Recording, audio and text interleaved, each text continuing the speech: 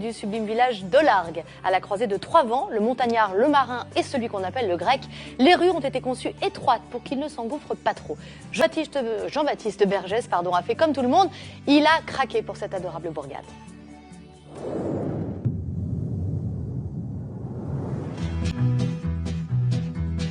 À 50 km de Béziers, niché au cœur des montagnes, Aux-Largues est une pépite de l'Hérault à la météo singulière. Ici, deux climats cohabitent, méditerranéen et océanique. Et si les étés peuvent être très secs, l'automne et le printemps sont généralement pluvieux. En moyenne, il tombe plus de 600 mm de pluie, autant qu'à La Rochelle.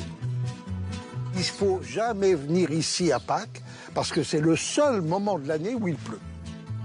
Cette particularité climatique favorise la pousse d'une végétation exceptionnelle, à la fois des paysages verdoyants de montagne et des plantes plus rares de terres arides. Un spectacle permanent pour les habitants. En mai, c'est plein de fleurs de cerises, tous les fleurs sauvages qui poussent dans les montagnes. C'est vraiment très très joli. Entre monuments d'exception et points de vue majestueux, visite guidée de l'un des plus beaux villages de France.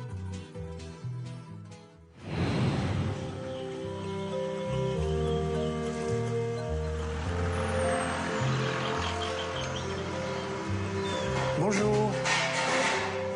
Vous êtes bien matinal ce matin. Ah ben écoutez, il fait beau. Et je pense qu'on va récupérer quand même un très beau temps pour ce printemps.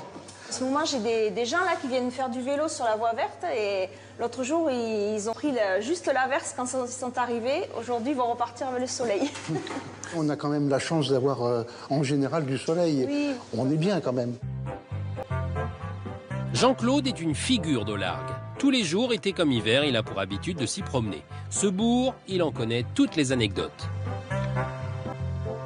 Au XVIIe siècle, c'était une période terrible avec des inondations, du gel. Il y a eu une disette importante.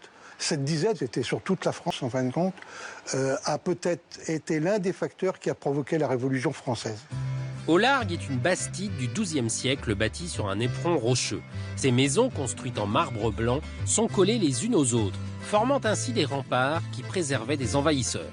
À son arrivée, il y a 20 ans, Jean-Claude a été immédiatement conquis par l'authenticité de cette petite commune.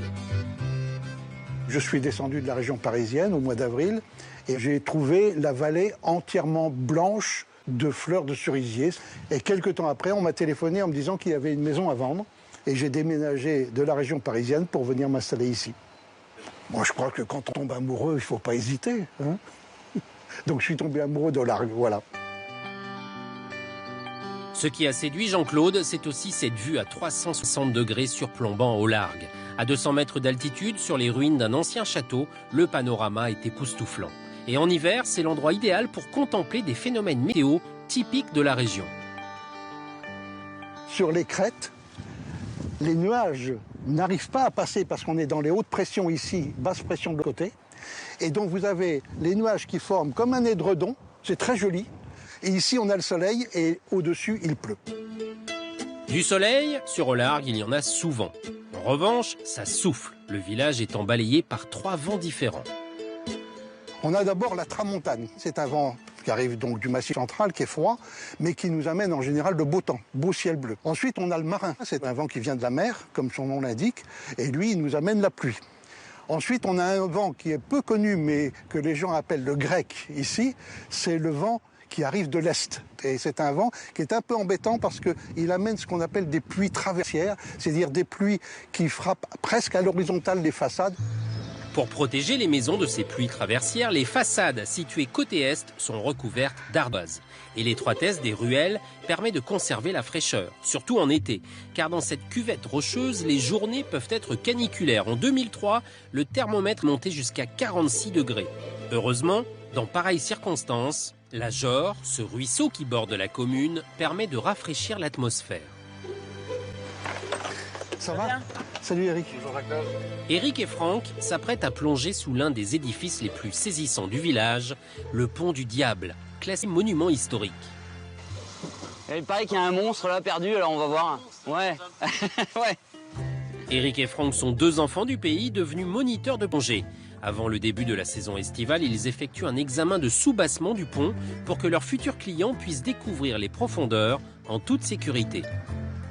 C'est un torrent de montagne qui là est tout calme, mais effectivement quand il pleut pendant 2-3 jours, ça peut monter très très haut. D'ailleurs, des ouïes là, c'est prévu pour laisser passer l'eau sur les côtés pour soulager la portance sur le pont, quoi. Donc ça peut vraiment être très violent et du coup il y a des gros changements qui s'effectuent dans la rivière, dans le lit de la rivière.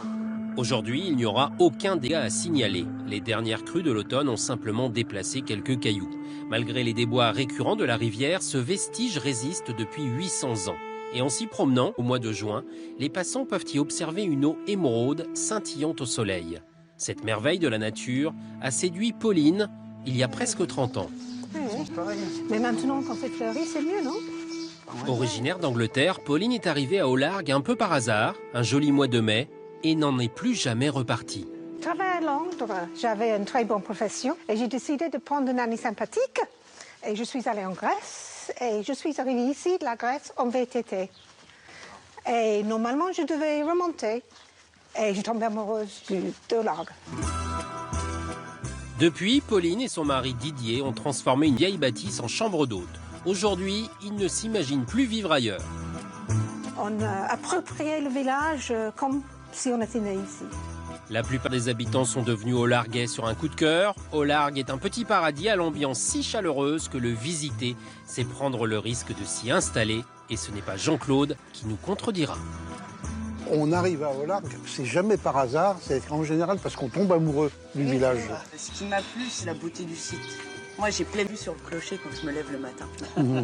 C'est quand même très agréable ici. Et après le plaisir des yeux, de la gourmandise à l'état pur, foie gras, gésier, magret ou encore asperges